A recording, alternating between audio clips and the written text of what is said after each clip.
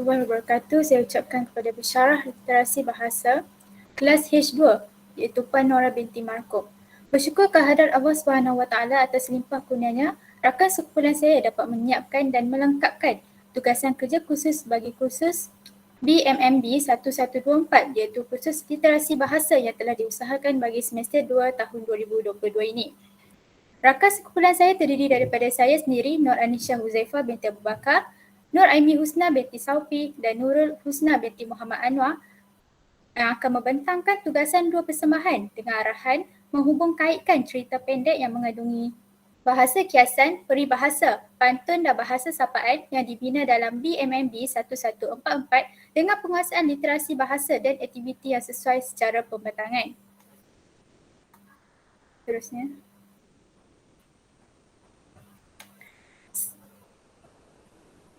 Sebuah cerita pendek yang menunjukkan usaha perjalanan seorang kanak-kanak yang berumur 9 tahun dalam mencapai impian yang diinginkan. Cerita pendek yang bertemakan alam persekolahan serta berjudul mencorak langkah menggapai impian yang membuktikan bahawa untuk mendapatkan pengakhiran kejayaan yang sempurna perlulah seiring dengan usaha yang diberikan. Watak utama ini dikenali sebagai seorang yang bijak bernama Anissa Nia sering berada selangkah hadapan berbanding rakan-rakan seumurnya. Untuk memulakan pembentangan, saya akan menyerahkan kepada pembentang pertama iaitu Nurul Husna binti Muhammad Anwar.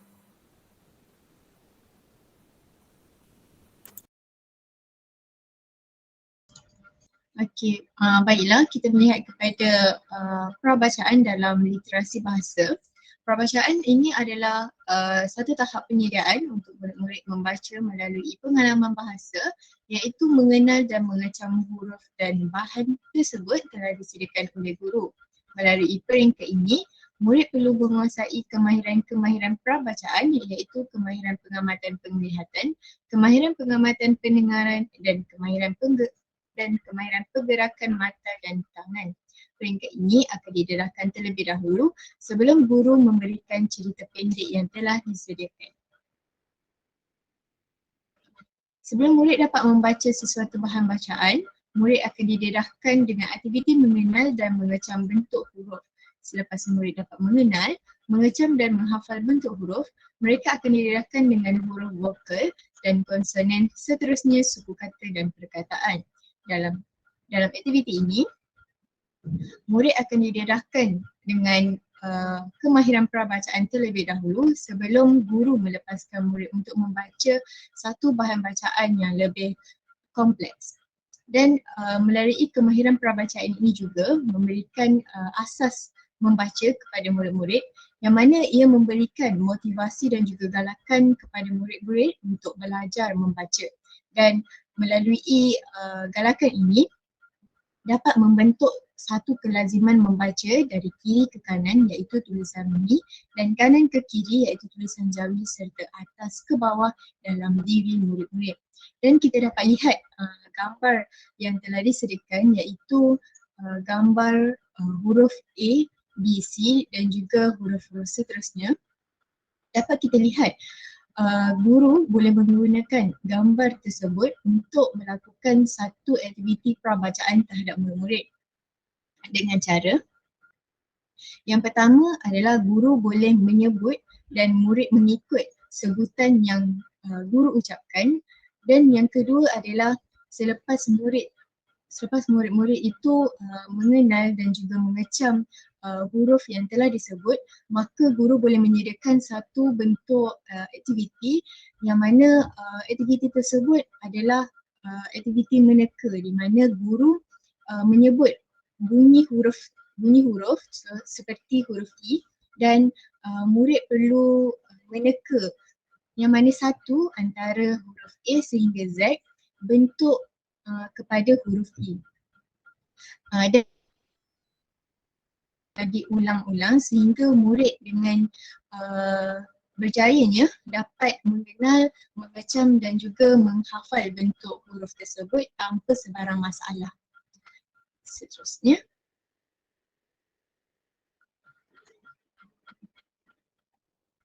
Okey, apabila kita lihat kepada contoh teks dalam cerpen yang telah disediakan yang mana teks berbunyi, sekali sekala kedengaran suara guru-guru dan murid-murid berselang-seli dalam mengenali kosakata dan melengkapkan ayat kepada murid-murid tahun 1. Berdasarkan teks ini, kita akan lihat dari segi pengamatan pendengaran yang mana apabila aktiviti dijalankan, guru akan menyediakan satu beberapa bunyi yang boleh dilakukan kepada murid-murid dan murid perlu meneka bunyi tersebut. Dan apabila kita lihat kepada teks yang telah disediakan, kita akan analisis yang mana apabila murid-murid menguasai pengamatan pendengaran itu sendiri, maka dengan mudah mereka dapat meneka bunyi-bunyi yang berlaku di sekitar mereka. Seperti watak utama iaitu Anissa yang berusia 9 tahun ini, apabila dia berjaya untuk menguasai pengamatan pendengaran, maka secara mudah dia dapat mengenal bunyi-bunyi yang berlaku di sekitar mereka, di sekitar dia, iaitu suara guru dan murid yang sedang berada dalam sesi pembelajaran dan juga pengajaran. Dan teks yang kedua adalah sambil berjalan, matanya melilau ke arah bangunan-bangunan sekolah itu yang kelihatan megah. Padangnya kelihatan luas terbentang, tidak banyak beza dengan sekolahnya yang terdahulu. Matanya kini beralih pula pada papan tanda yang tertulis dengan ukiran indah, "Selamat datang ke Sekolah Kebangsaan Seri Perling 1."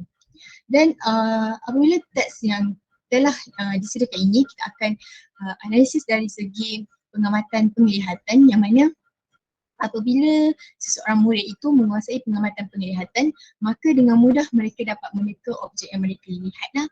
Dan berdasarkan teks ini, kita akan lihat Anissa apabila dia menguasai pengamatan penglihatan itu, secara mudah dia mengetahui objek di hadapan matanya adalah bangunan-bangunan sekolah yang kelihatan sangat megah dan juga padang yang terbentang luas dan papan tanda yang tertulis dengan ukiran "Selamat datang ke Sekolah Kebangsaan Seri Perling 1."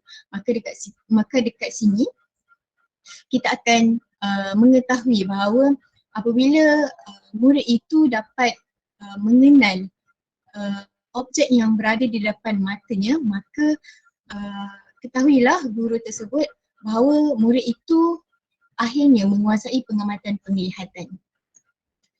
Seterusnya,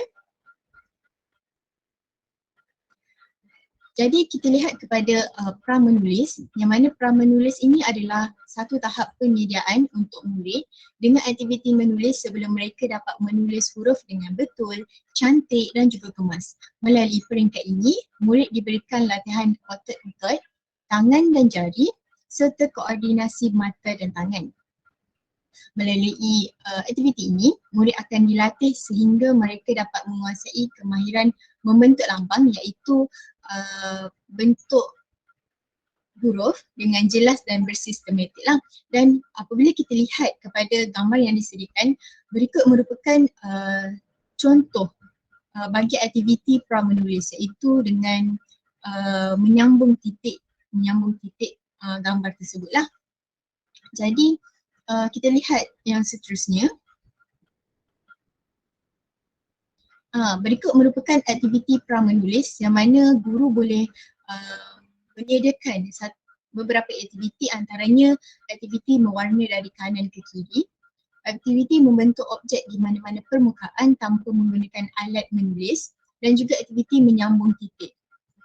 Dapat kita lihat daripada aktiviti pra-menulis yang boleh dilakukan oleh guru ini adalah dapat melatih murid tersebut untuk menulis satu tulisan yang kemas dan juga betul, dan daripada aktiviti ini dapat mendorong murid-murid tersebut untuk menulis satu bentuk penulisan yang pendek seperti cerpen yang disediakan,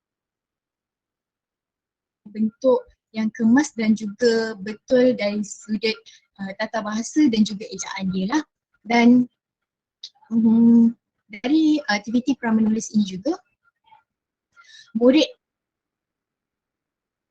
sendiri bagaimana untuk menulis dengan betul dan juga tulisan yang telah ditulis oleh murid tersebut mendapat ujian daripada guru dan daripada situ murid dapat mengembangkan lagi penulisan yang asalnya daripada beberapa perkataan menjadi satu ayat yang lengkap dan akhirnya menjadi satu perenggan yang sangat bagus dari segi isi dan juga dari segi pemerengganan. Dan dan persembahan ini akan disambung oleh rakan saya yang seterusnya.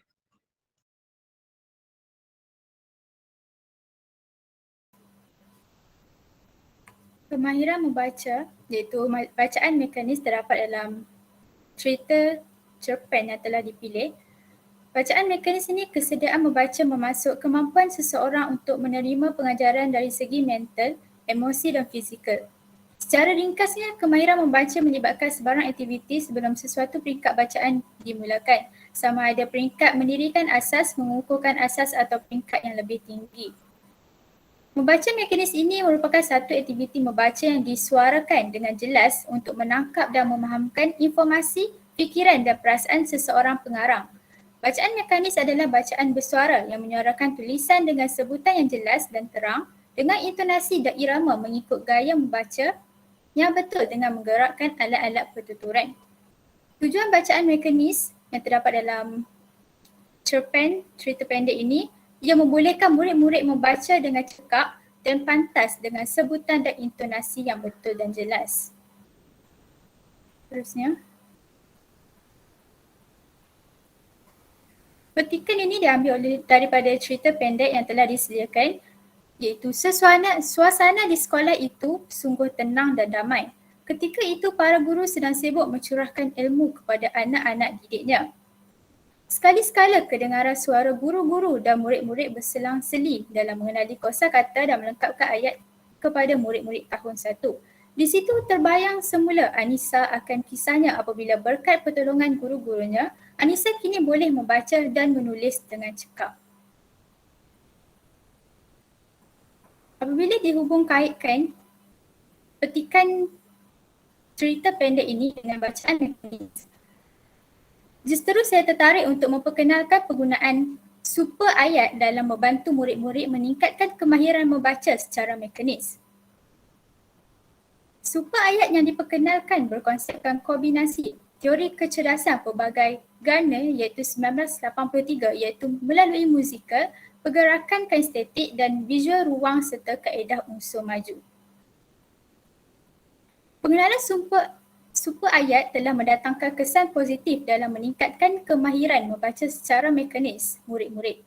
Hasil dapatan kajian ini dapat menunjukkan hasil yang sangat memberangsangkan apabila murid dapat menguasai sepenuhnya kemahiran membaca perkataan yang mengandungi huruf C dan NG dengan baik.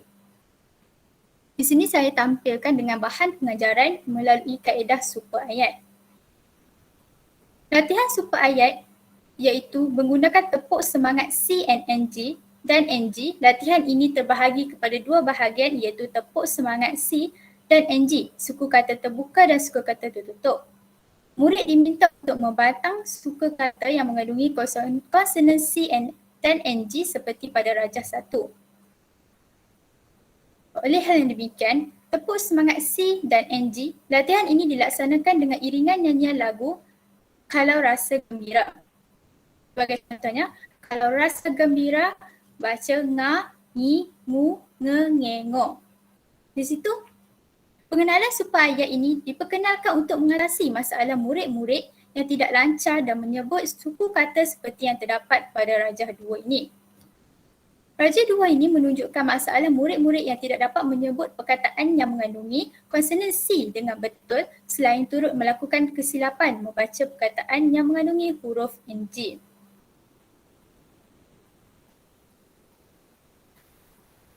Seterusnya adalah penulisan mekanis. Kita sedia maklum bahawa peringkat tulisan mekanis juga dikenali sebagai peringkat mendirikan asas. Setelah murid menjalankan latihan pra-menulis, faham dan tahu memegang pensel serta boleh duduk dengan cara yang betul, mereka boleh dilatih membentuk lambang-lambang tulisan. Murid-murid juga diajar menguasai kemahiran membentuk huruf-huruf besar dan kecil dalam abjad. Seterusnya menguasai kemahiran menulis huruf, suku kata, perkataan dan ayat.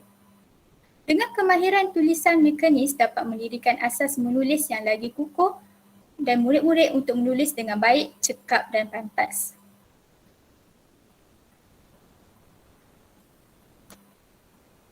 Contoh teks dalam cerita pendek yang boleh dihubung kaitkan dengan penulisan mekanis adalah Nisa mengambil keputusan untuk mengajar Nurul tanpa sikap ampuhnya, lalu menghulurkan Nurul beberapa buku cerita yang dapat meningkatkan kekecapan membacanya.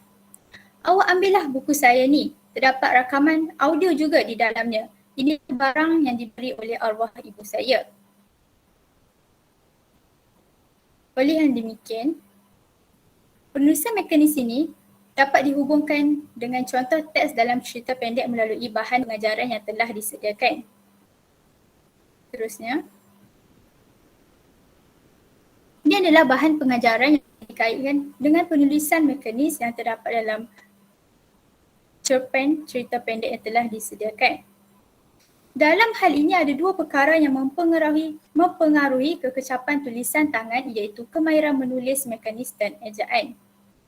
Bahan pengajaran ini juga memfokuskan dalam menyalin perkataan atau frasa serta menyalin ayat daripada buku. Melalui aktiviti ini, murid perlu membaca teks, kemudian rujuk kamus dan media elektronik untuk mencari makna, sebutan dan ejaan dan menggunakan perkataan yang berwarna kuning tersebut.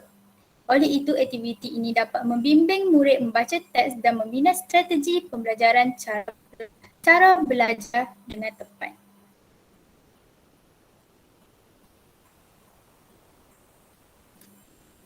Penulisan mekanis. Kemahiran menulis mekanis amat penting dan digunakan secara berterusan bukan sahaja dari peringkat pendidikan rendah hingga ke peringkat institusi pengajian tinggi.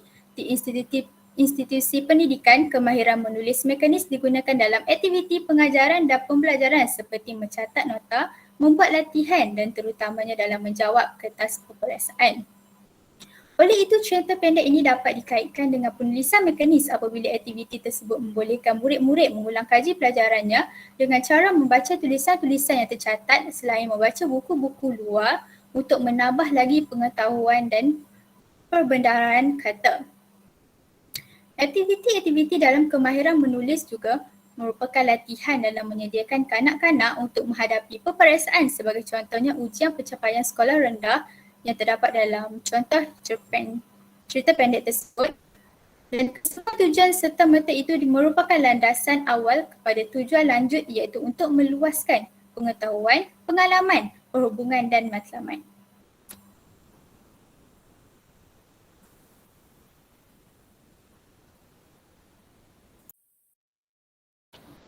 Seterusnya saya akan meneruskan pembentangan dengan pembacaan mentalis.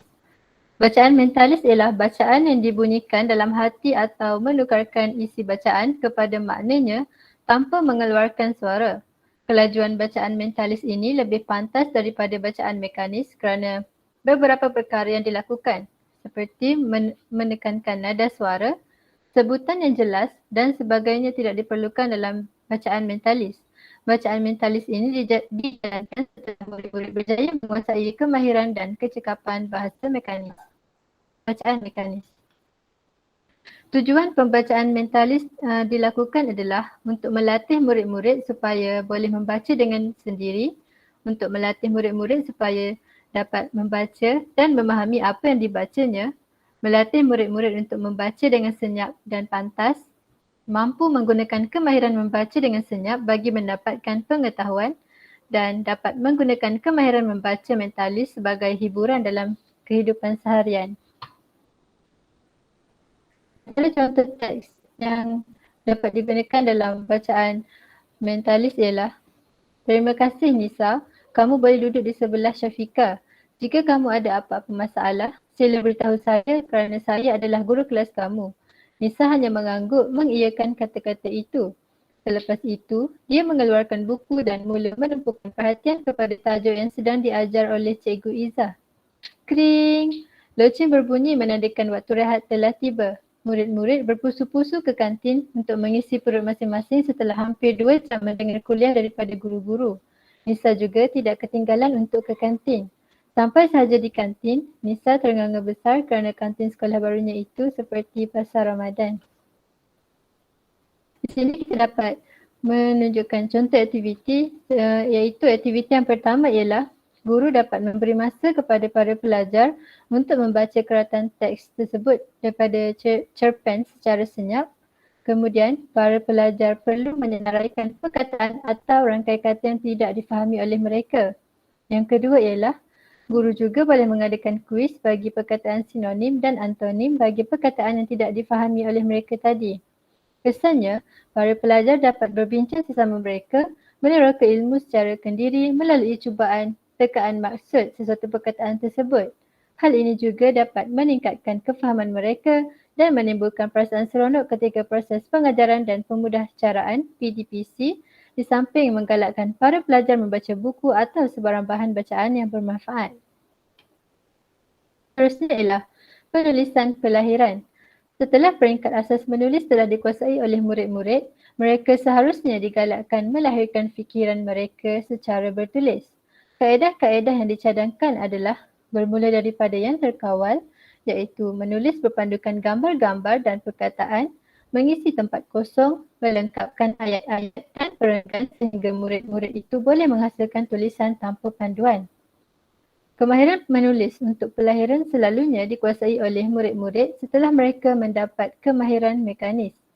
Kemahiran ini banyak melibatkan aktiviti mental. Selain itu, aktiviti yang patut dijalankan bagi mendapatkan kemahiran menulis secara pelahiran adalah seperti yang berikut. Yang pertama ialah latihan pernyataan fikiran atau pendapat. Yang kedua, latihan pernyataan perasaan. Yang ketiga, latihan pernyataan kehendak.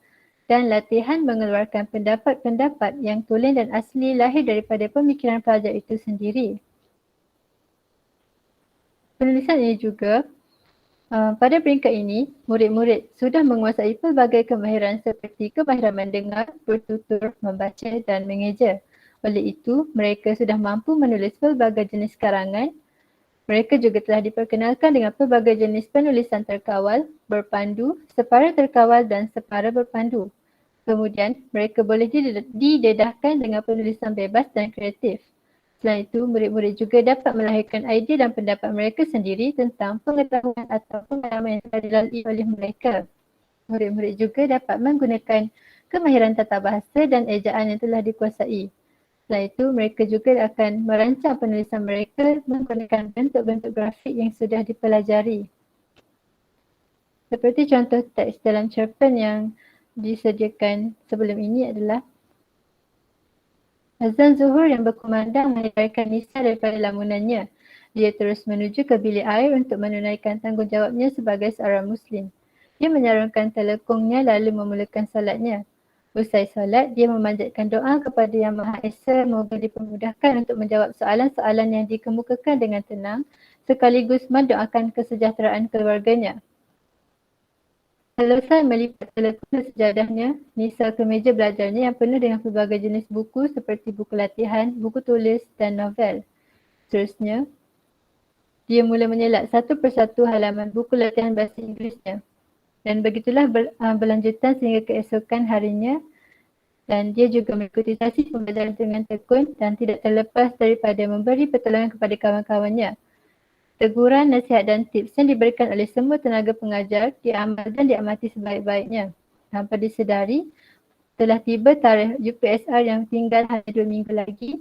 Nisa tidak lagi berasa gugup kerana telah bersedia sejak awal dan esok harinya adalah hari yang penting baginya. Malam itu Nisa tidur lebih awal. Sebagaimana kebiasaannya sebelum tidur, Nisa sentiasa mengucuk tangan kedua ibu bapanya.